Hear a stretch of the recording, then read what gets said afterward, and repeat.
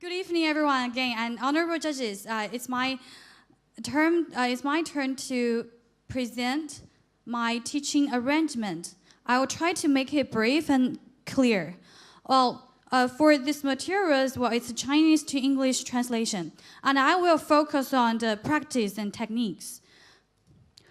This is the teaching contents. First, I will give a very brief analysis of the teaching material, and then we'll go to the teaching objectives, then the teaching methodology or approach, and the procedure and conclusion, feedback, and assignment. First of all, analysis of the materials. As we can see, the material is not expressed by our daily language or modern language. So for most students, as beginners, it's not very easy for them to translate it at the first sight. And the function of the text is actually to express the author's opinion to doing the translation. So now we can make clear some simple background of this short essay, and then let's go to the objectives. The aim of this lesson is to make students, first of all, be aware of a basic translation process, and then be familiar with just one technique in this class, that is paraphrase.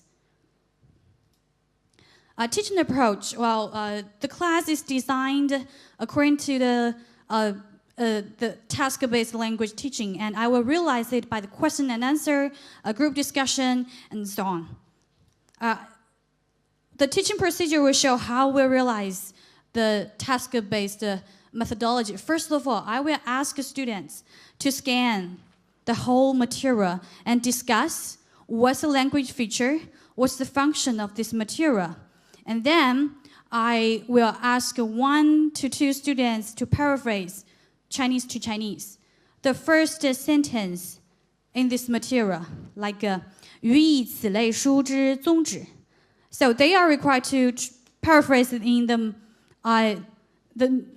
not normal, but the usual talk, like 当我翻译这一类书的时候，我有这样的原则 like this. And then they will find, even for Chinese people, it's hard for them to paraphrase it. So the power of paraphrase in translation is very obvious.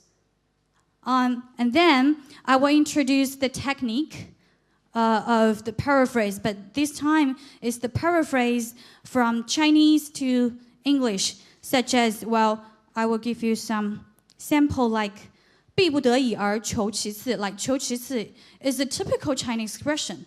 Then if we just search for the second or pursue for the second, then it's not clear for the foreign readers or for the foreign audience.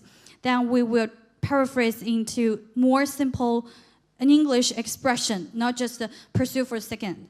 And this, in this stage, I will introduce the technique and I will provide some samples from the material. But for the next step, students are going to practice this technique with the rest of the content in the material. But I will divide them into several groups. Each group is required to hand in just one piece of work. And at the final, I will have one representative from each group to read their work and compare these versions. And we will have a very brief discussion about the way to improve their works, or I may ask them to write some journals, like what did you learn from this lesson? So that is the complete procedure of this lesson. But we have some more important things to do. It's not over yet. Conclusion and feedback.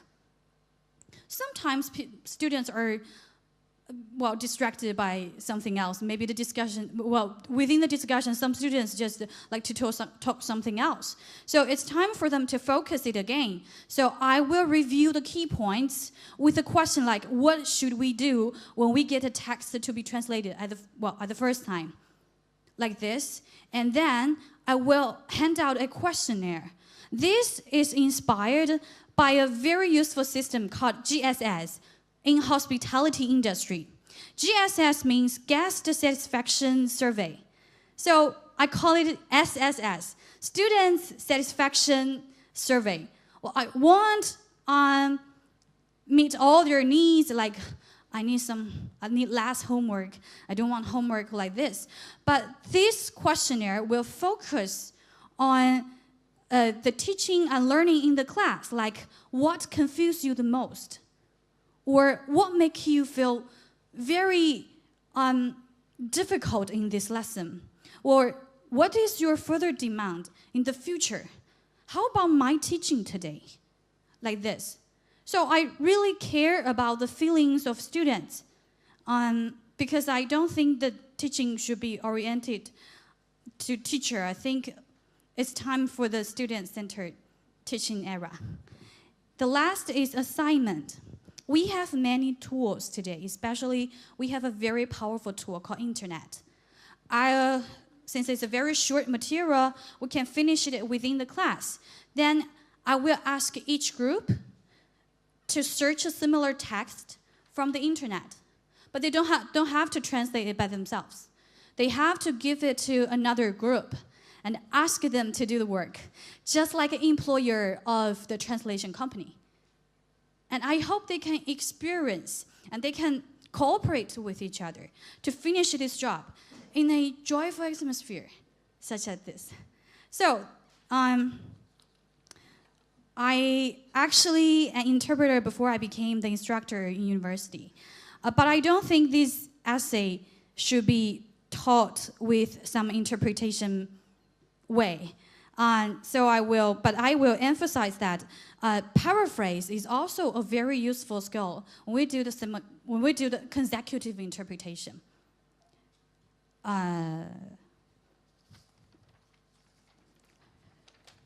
So I hope students can learn a lot of knowledge by doing, by practicing, and by cooperating with each other. Is that too short? That's all. Thank you. Is that too short? Thank you very much. Okay, actually, just now you talked about how you might ask the students to translate the very first sentence into modern Chinese, right? First of all, before they translate into English. Can you actually, as a teacher, translate the very first sentence into English for us now? Right now? Okay. The principle for myself, the principle to translate this kind of works is firstly to pursue the recovery of the original flavor of the work. If it is unavoidable, I will pursue the meaning of the information and to express the main idea and